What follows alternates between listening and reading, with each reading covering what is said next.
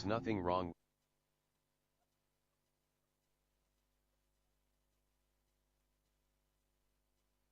with your radio.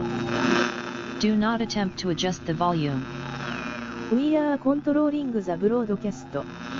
For the next hour we will control all that you hear. You are about to experience the knowledge and insights of the media mothership.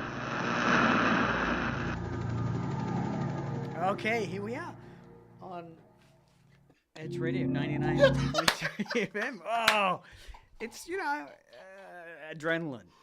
Adrenaline. Oh my god. So many gremlins. Played it like 40 times before so the many song gremlins. finished. So many gremlins in this system. Oh my god. Okay, we're now on stream, and you're listening to Media Mothership here on Edge Radio 99.3 FM, broadcasting out of Edge Radio Studios in Nipaluna, Hobart, Tasmania. I am your host, Craig. The technologically advanced Craig. That's right. Techno Craig, joined by co-host Taylor. Yeah, hey. All right, and on Media Mothership, we explore how media shapes our understanding of the world around us. Today, we're going into a deep dive on anime again. Woo! Okay, yep. So we're picking up where we left off before with a bit of a time capsule back into a historical artifact from 1995, the year you were born, Taylor. Yep, that's me. And this year, 1995 is a fascinating year to travel back to. In particular, we're looking at the emergence of a strain of anime into the West. Yep. And this is we're going to be breaking down an article from a magazine called Comics Interview, and this is their feature piece, their spotlight piece, which was exploring a group of Western comic artists. Right? They had a guy that does Batman, and they have an indie artist, and they had Will Eisner was there, quite a well-known comics artist, and Not that well known. well, in 95, and still well-known today.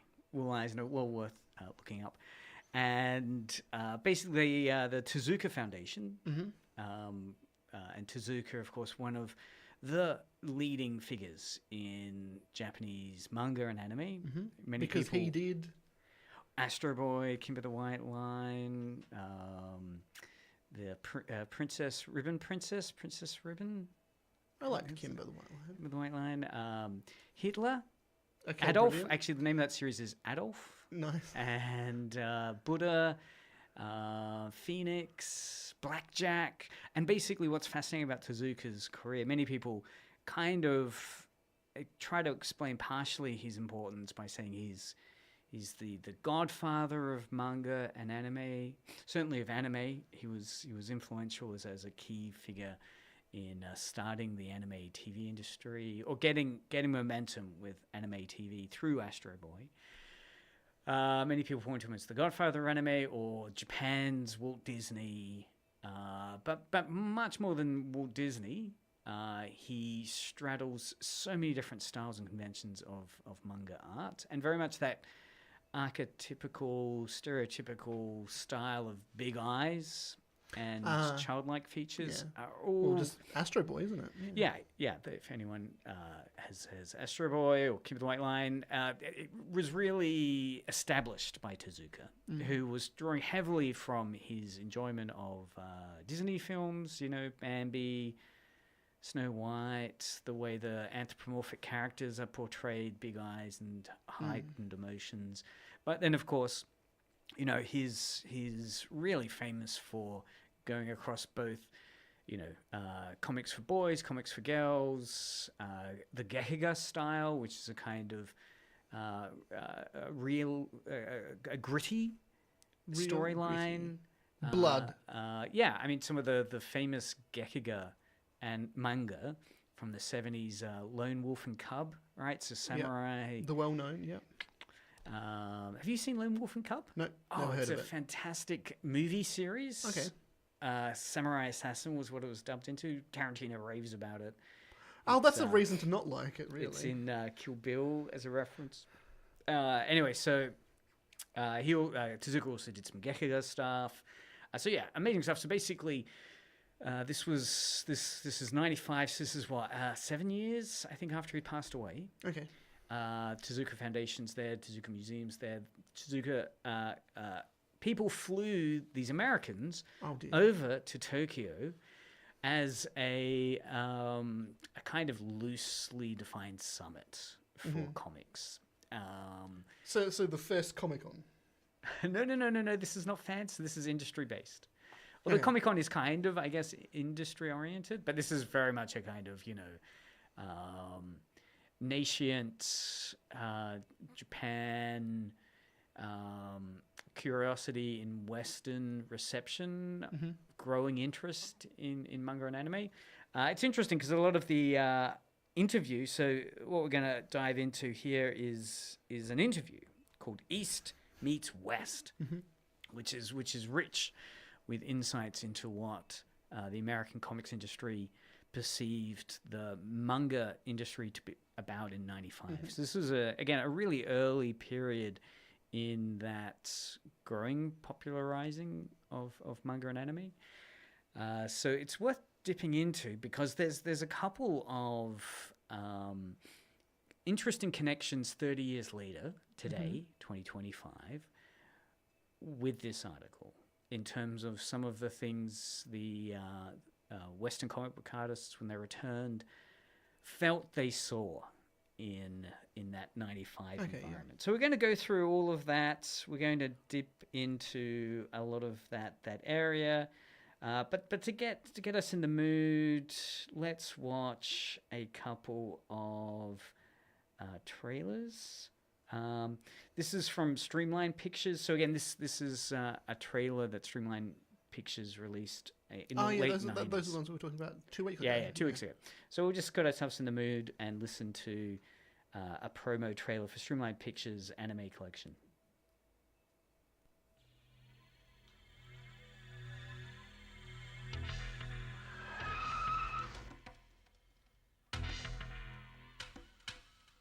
Leonard Dawson is the richest man in the world.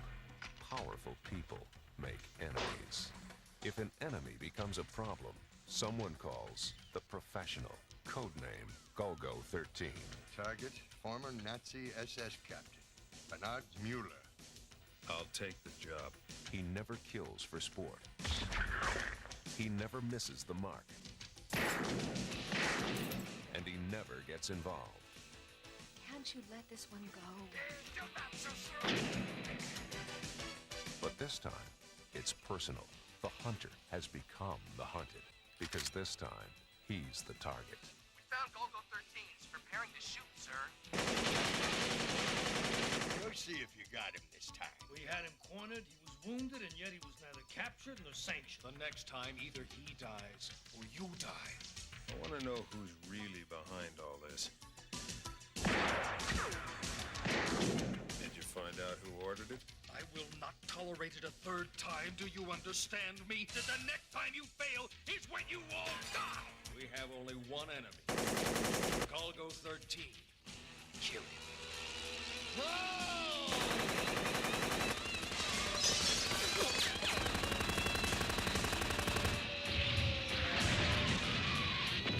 How long can the professional survive?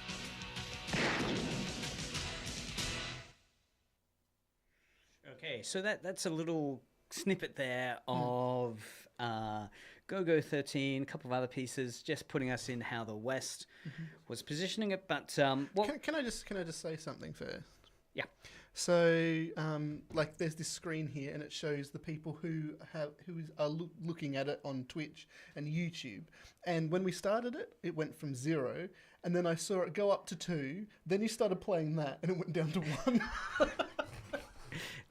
Setting the scene. How will they understand what's happening next without that great little bit of animation? Anyway, what we are talking about though is more this. So again, that's very much that kind of idea of anime manga coming into the mid-90s, late 90s into the West as being subversive, adult-based, violent, whereas this interview we're going to unpack with Western comic artists is more touching into this, if you know this type of...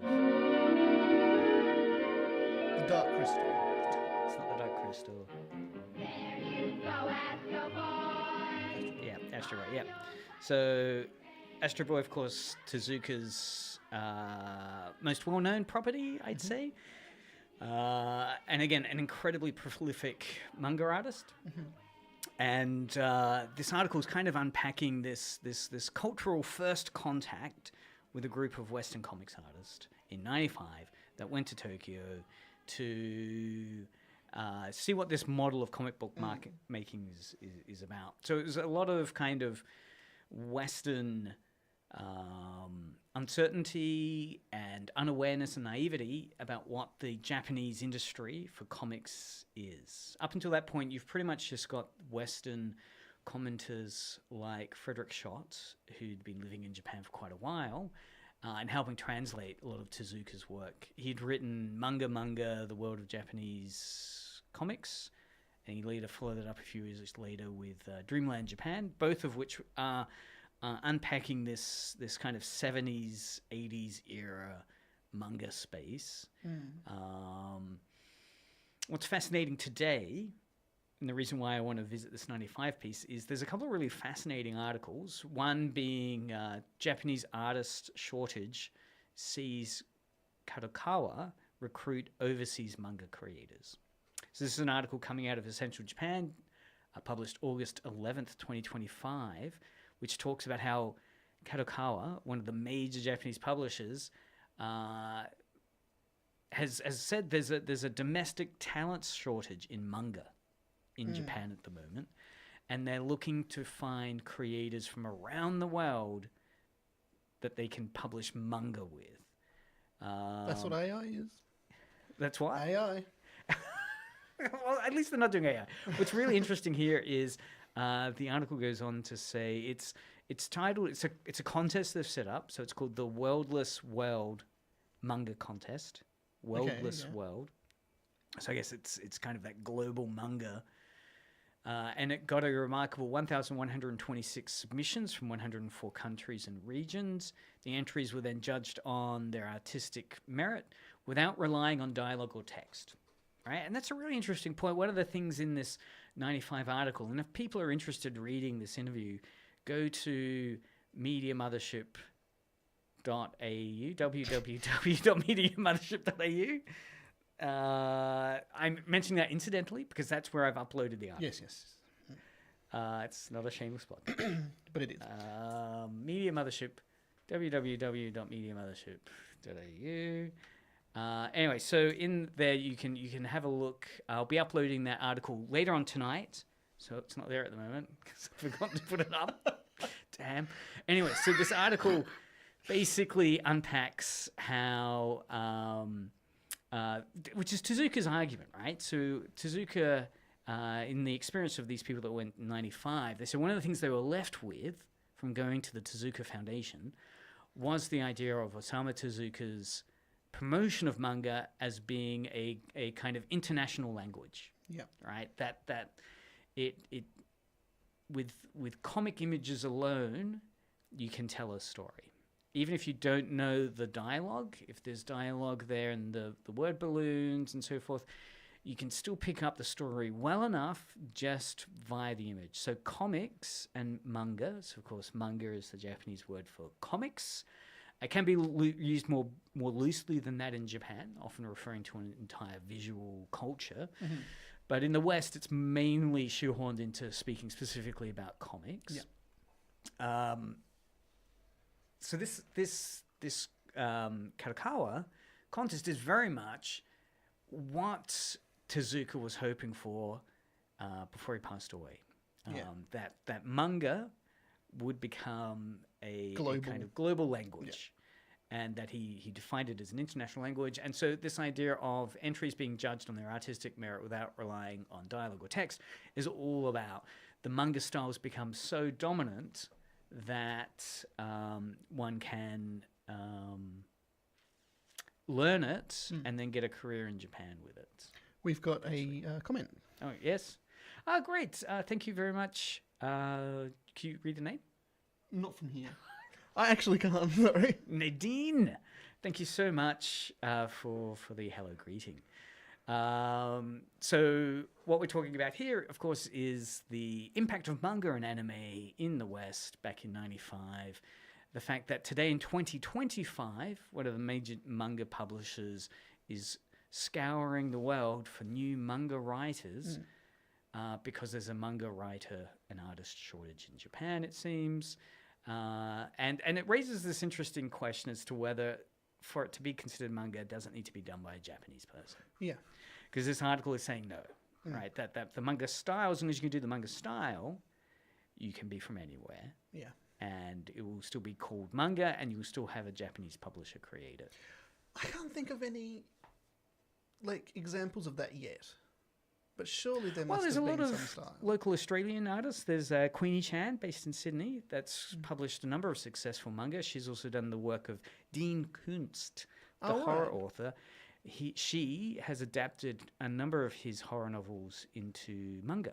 Right. And she's in fact, one of her first manga series, The Dreaming, and I know this because I spent some time during my PhD researching an interview with Queenie Chan before she broke big. Anyway, she based The Dreaming on a young friend of hers who went missing on a school trip to Tasmania. So maybe we can help resolve that too. That reminds me, what's his name? Matthew Riley. One of his first books was about a racetrack, like a space racetrack, which was just the whole of Tasmania. Yeah. So again, Tasmanian comic artists could potentially. I think the competition's finished, but the next competition. And of course, Kadokawa did Gundam, so they're a big publishing house. There's a second article I just wanted to flag, which makes this interesting to look at. It's published in Automaton magazine. Headline, Western audiences growing tired of formulaic Disney titles is what paved the way for Japanese anime. Toei animation veterans say. Absolutely true. So this was an interview with some of the animation talent at Toei Animation, which is one of the big animation studios in Japan. In fact, it's Japan's oldest anime studio. And they were talking about how is it that anime today has become so globally successful. And their argument was, again, we're looking at this article in 95 shortly, that you can hear this dissatisfaction with, from the Japanese point of view, a kind of formulaic Disney model where comics and cartoons are only for kids and there's very little adult content that's there to be engaged with, or content that is not just family-friendly cartoons, right? So you'd have your Dragon Ball, you'd have your Gundam, you'd have main characters dying, you'd have Blackjack, another anime where you had, central protagonists like the House MD series. Anyway, you wouldn't just have... Well, Blackjack is... Yeah, it's an interesting story. Anyway, people can search that one later. It is basically talking about how the Japanese anime space, its popularity in the West was due significantly towards how stale and uncreative the comics industry had become. Even if you think about the dominance of superheroes with comics and animation. The argument being that Japanese anime offers eccentric and unpredictable storylines that set it apart from Western animation. They attribute anime's success to its unique blend of Japanese culture and storytelling, as well as its ability to cater to a wide range of tastes through its predominantly television-based production model. This approach allows for a constant turnover of new titles satisfying diverse audiences worldwide. And again, that idea that you've got this Japanese culture that's also part of its appeal, that it's something different, which is a very different model to Tezuka, right? He's arguing comics can be an international language in terms of, you don't need cultural specificness. So Astro Boy, there's nothing in Astro Boy that says Japan specifically. It's not like he's eating Japanese food and he's going to Japanese shops and he's performing only acts that would be understood within Japan. He's a very kind of, it's a science fiction setting in the near future. 2003, I think, was the near future that he set it in. But again, a lot of the success of anime is also that it hasn't shied away from its cultural engagement. And by that, I'd say it means it's not just family-friendly viewing. You've got Japanese manga and anime that are targeted at, learning how to cook, learning how to be a bit of business person. We've had one more comment from Nadine saying it's Leo. Oh, yeah. Hey, Leo. Excellent. Fantastic presenter here at Edge Radio. If you've got interest in eclectic concepts, listen in on Tuesdays at 11 a.m. to Fixation Sensation. Fixation Sensation, that's right. All right, so let's jump into some ideas now in the article in terms of how it can interestingly open up some really interesting insights. Yep. Oh, I'll get my music going.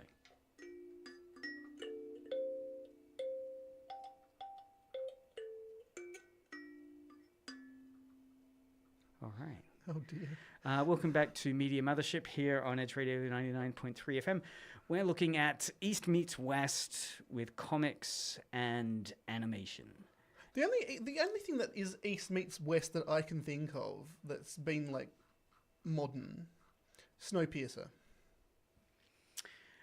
Doesn't that have a Korean director? Korean director, French writer. Well, it's from a French comic. And then... Yeah, and that's a very hybrid space. You wouldn't...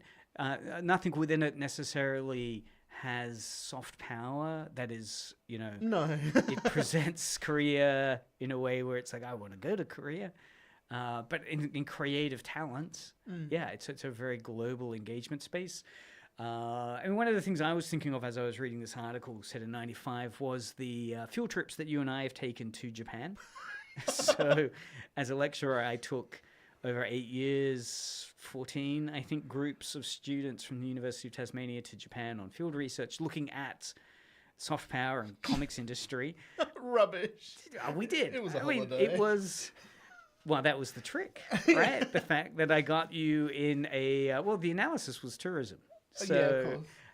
How can't one enact tourism over there? Is that an idea you got off Ozbargain? Did we go to any animation studios? No, we didn't go to an animation studio. Okay, there were some trips that I did where we did go to some animation studios.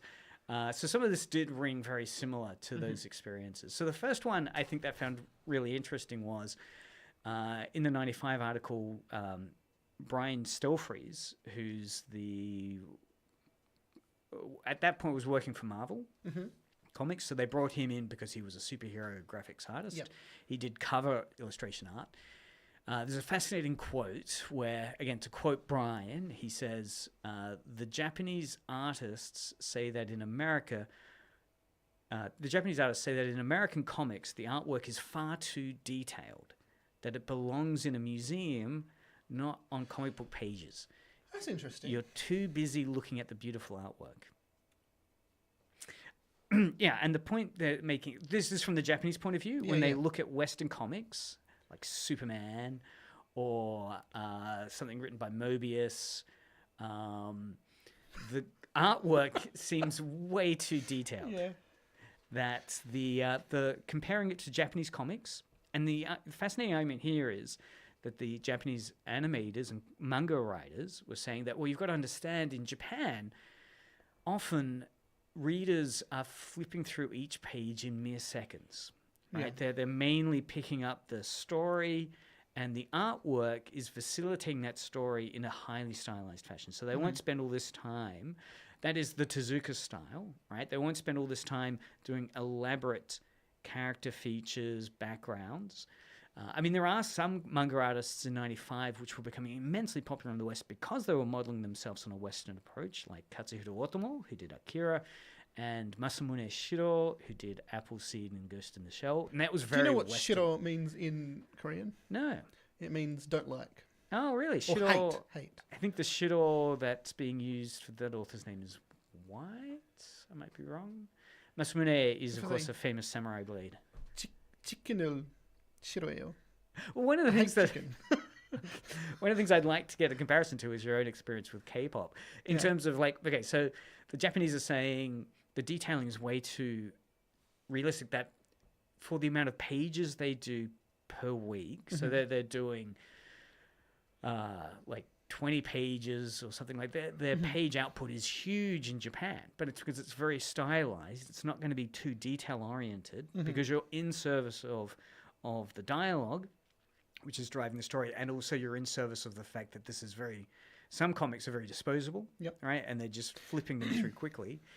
And when I was in Japan at an animation studio and the students were getting kind of an intro course to Japanese manga, the animator said, or the comic artist, said that is one of the things he finds that separates Western and Japanese comic writers or authors, that you won't see, you rarely see a Japanese manga artist draw the tear duct for an eye, right? That little small spot. But you'll see many Western artists, comic book artists, Superman, do the tear duct. And he's saying that's one of the small indications of this detail-oriented Western comic style, which isn't needed in the Japanese manga style, right?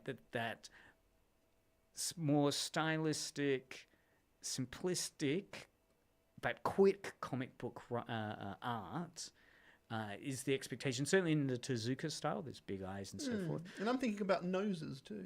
Yeah. It's all highly stylized, and it's quite revealing, I think, in terms of also how Japanese artists see Western comics as way too ornate, requiring way too much time and energy to create per page, when a comic book artist in Japan, and again, what this is kind of also suggesting is the brutal conditions under which Japanese comic book artists live, where they've got to hit all these huge page counts by the end of the week. They might, the interview was talking about how typically in the West you'd work on the one Batman series for the year, and the expectation is you'd slowly get out your artwork week by week to meet the page count requirements. He was saying with the discussions he was having with manga artists, some of those manga artists will get a year's worth of comic page count.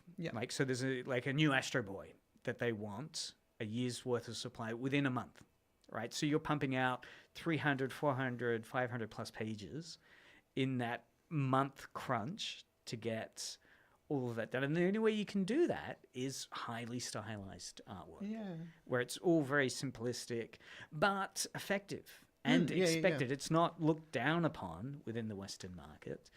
So it is fascinating to hear this reflection, which I think is still the case today. I mean, there are manga and anime, like I'd say Attack on Titan, which is realistic and which is not that Astro Boy Tezuka style. In fact, the Tezuka style very much dominated, I think, the Japanese manga space until there was a bit of a backlash in the 70s and 80s with the Gekiga style, right? Lupin, Sansei, more kind of detailing in some of the character designs.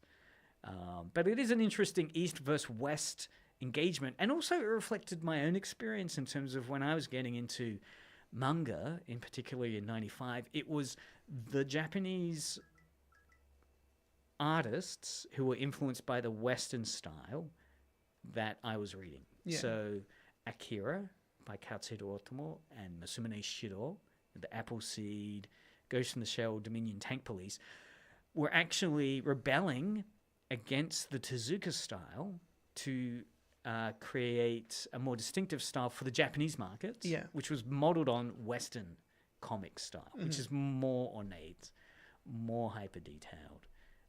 And unsurprisingly, that was the stuff I was getting into. And of course, in Japan, that wasn't the mainstream stuff, right? It wasn't Anpanman, Doraemon, and the Tezuka stuff. I mean, I knew Astro Boy, but I didn't see that as the cool, trendy, subversive manga anime. So the one that I think of, like when you're talking about, things that are a lot more simpler. Pokemon? No. I mean, Pokemon certainly is simple. It's simpler, but I'm talking really simple. Really? My Neighbours, the Yamada. Yeah. I mean, that's a really pared back. That's an anime. I think it's a manga as well. That kind of 4-comic, Yonkoma. Yonkoma, I think it's a 4-panel comic, right? With Sazai-san. And that's more of a newspaper manga, right? Where it's a 4-panel comic, which we'd be familiar with. Well, maybe not now. I was familiar with newspapers. Well, the newspapers, you'd flip to the comic section in the newspaper, the cartoon section in the newspaper, and it would be full of these 4-panel comics. You'd have Phantom, Goes to Works. You'd have, Calvin and Hobbes, maybe. So Big Boy Nate's on. Oh, for God's sake. He says, "What's up, Brotato Chips? Sorry I'm so late. Was doing math homework." And then he wants to get my number and email so I can be his resume contact. Here we are, Media Mothership, talking about manga and anime and taking a time capsule look back at 95 and comparing it to 2025 through some comic book artist interviews that were published in 95. Okay, the other thing that I found really fascinating about the article was creator-owned content versus, you're working for a business model. Yeah. So Brian Stelfreeze goes on to say the entire comic book industry in Japan is creator-owned. They were really surprised that I would be a popular comic book artist and not have created a bunch of characters. Right? So he was explaining that when he was over in Japan, he'd have, as a comic book artist in industry events, he'd be asked by other industry players, what are your characters? What are the characters you've created? And he'd say, well, I work on Batman. And he goes, oh, you made Batman? You did Batman? I go, well, I didn't create Batman. I'm the current artist working on Batman, this title, as well as like Superman or Wolverine, X-Men, Cyclops. And he said the Japanese, many Japanese creators couldn't believe that, this highly respected Western comic artist had no characters. Right, whereas the Japanese model is all creator-owned content creation, where Tezuka's got Astro Boy, Kimber. You might be in a group like Gainax who are creating their own canon, but it's very much that creator-owned business model. I mean, what's this is slightly not revealing, of course, is that Tezuka, Miyazaki, all of these creator-owned comics, manga, and anime industries also have a kind of apprenticeship model, much like Picasso or Da Vinci. A lot of the artwork is done by their apprentices. Yeah. And in the case of Miyazaki, he got his son to do it and then was very disappointed in him. Oh, well, that Tales of Earthsea. It does underscore a major structural difference between the Japanese creator-owned model and the American corporate-owned character model, where you'd go to work for DC or Marvel, you'd be given Batman, Spider-Man, Superman as the character you're working on, and that's where you'd build your. I mean, they did bring some indie comic, and again, since '95, I'd say the one thing that has changed are webcomics. Right, the webcomic model is this Japanese model more? I mean, it's a creator-owned space. You're unlikely to become super famous with webcomics to then subsidize it with an apprenticeship space, but maybe.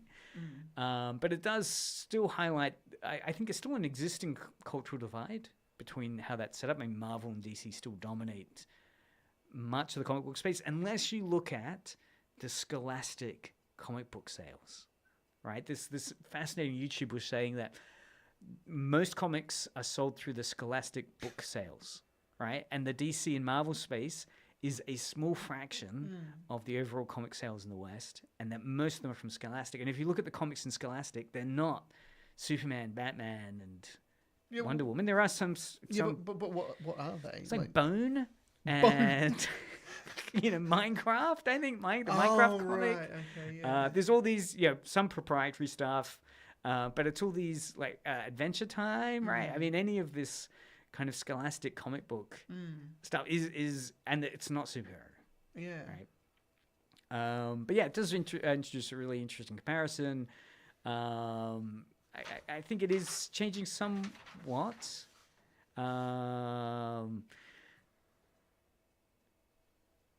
Moving on to the next interesting quote.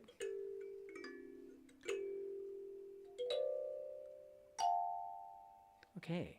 Yes, you're listening to Media Mothership here on Edge Radio 99.3 FM. With that lovely discordant music. We're talking about... Well, I'd love you to... Do you want to do music? No. We're talking about East meets West with manga and anime, and an interview with some Japanese and Western comic book creators. Yeah. So the other quote that I found fascinating was escapism versus culture. Brian goes on to say, the biggest thing about American comics is that it's actually escapism from the culture, You actually read an American comic to get away from things. You're especially not reminded of what's going on.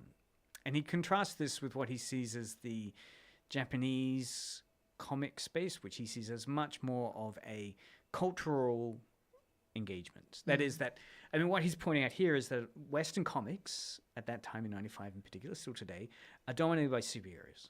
And that superhero space is, it's a metaphor, it's an anecdote for real world issues and problems.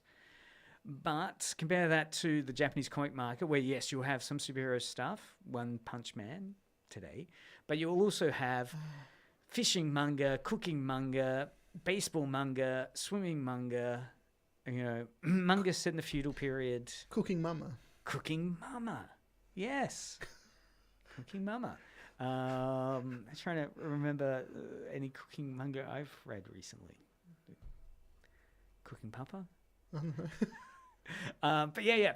So it's an interesting comparison there with this idea of the diversity of Japanese comics. Have you ever picked up any or experienced comic books that aren't superhero based? Like does Sergeant Frog count? Well, I'm wondering, like, one of the things that comics can appear in is when you're opening a textbook and the explanation will be a comic, right? It'll be either a one-panel sketch. Are there any textbooks you've encountered which use the comic style to... Probably. Why would I remember that, though? If you're a student, SMS in now on 0488 707 if you have any vivid memories of comic books as your learning tool in school today. That is, you're reading biology and there's a page on the birth of the baby, but it's a comic. One of the most popular ways of teaching Shakespeare now is to use a comic for that. Yeah. Macbeth, the comic. Romeo and Juliet, the comic. Yeah, feel free to hit us up, Big Boy 80, if there's any schooling experience you've had where it's been a page of comic in a textbook that has been the explanation. Okay, so he has replied and says, have you ever watched the anime The Wind Rises? I don't remember how good it was, but it was the first anime I ever watched. I think it was seen as controversial, though, due to its ties to Imperial Japan. Oh, yeah. Is this the... That's the Studio Ghibli one. Yes, I have. Yeah. Fascinating. It's a really interesting time capsule of...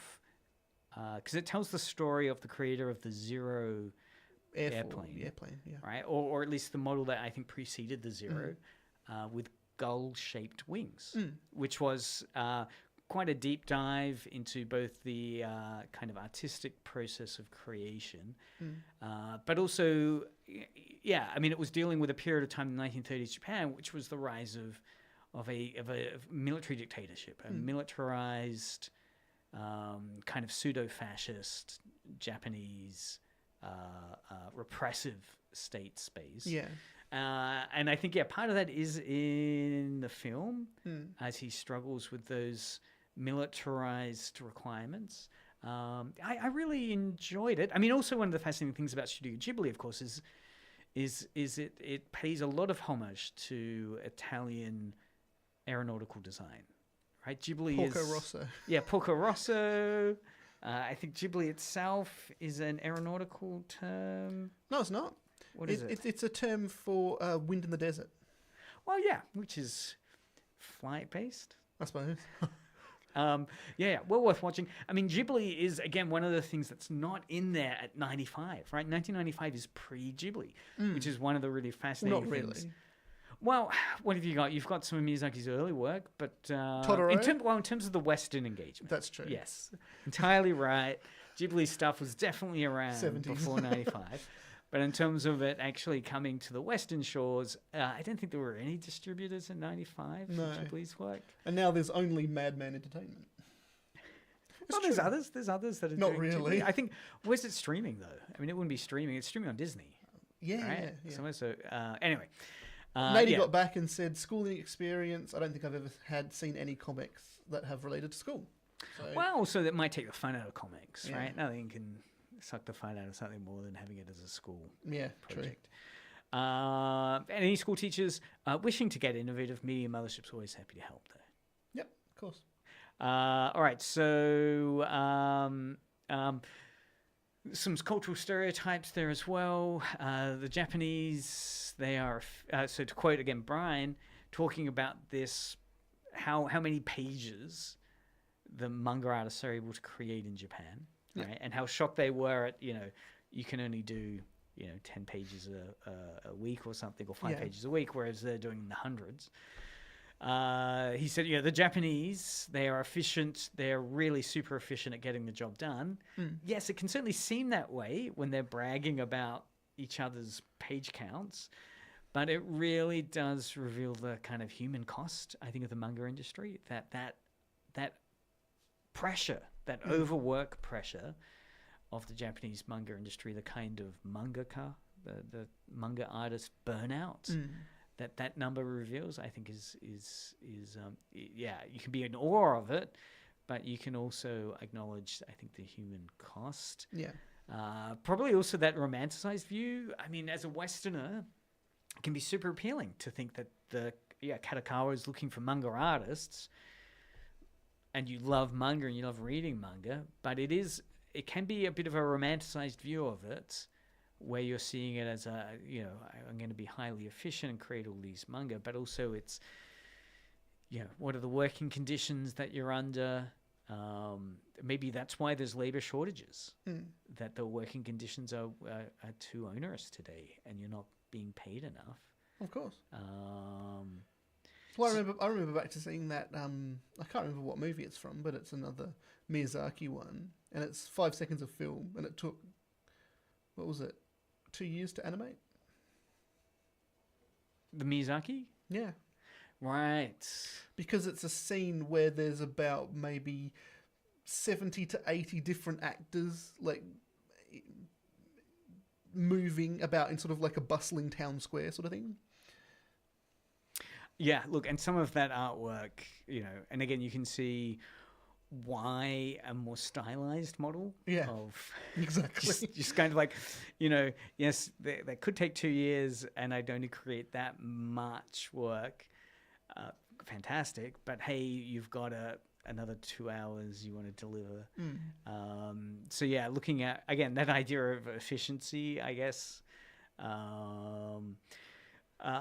Ultimately, I mean, what I found really fascinating about reading through this interview, and again, it's up there tonight, not now, on www.mediamothership.au, is Osamu Tezuka, right? Wow. That the final page of the interview is them raving about how amazed they are about Tezuka's work and energy, how they really felt the kind of cultural esteem that comic book creators have in Japan.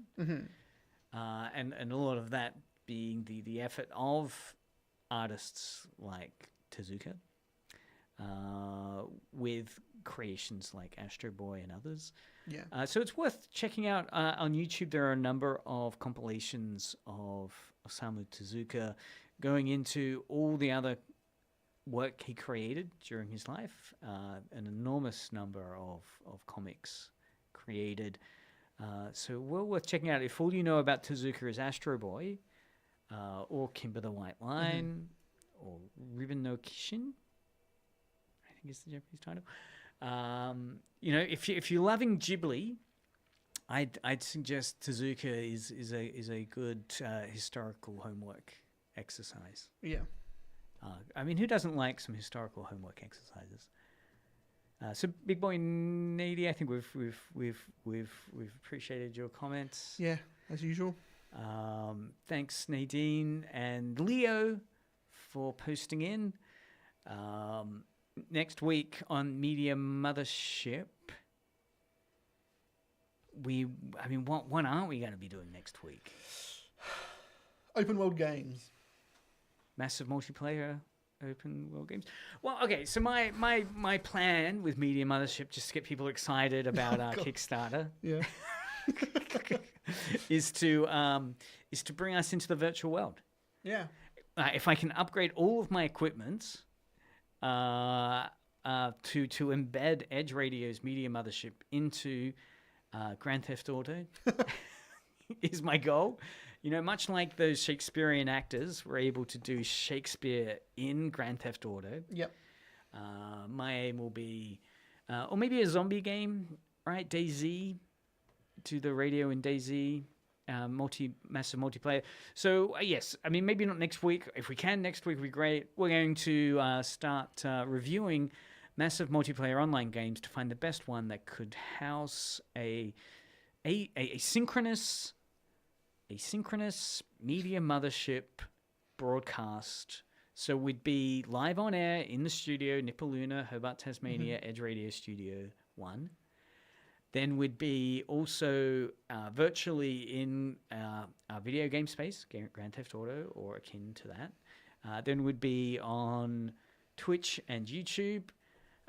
Where aren't we, right? And I mean, I want to be everywhere, anywhere, all at once.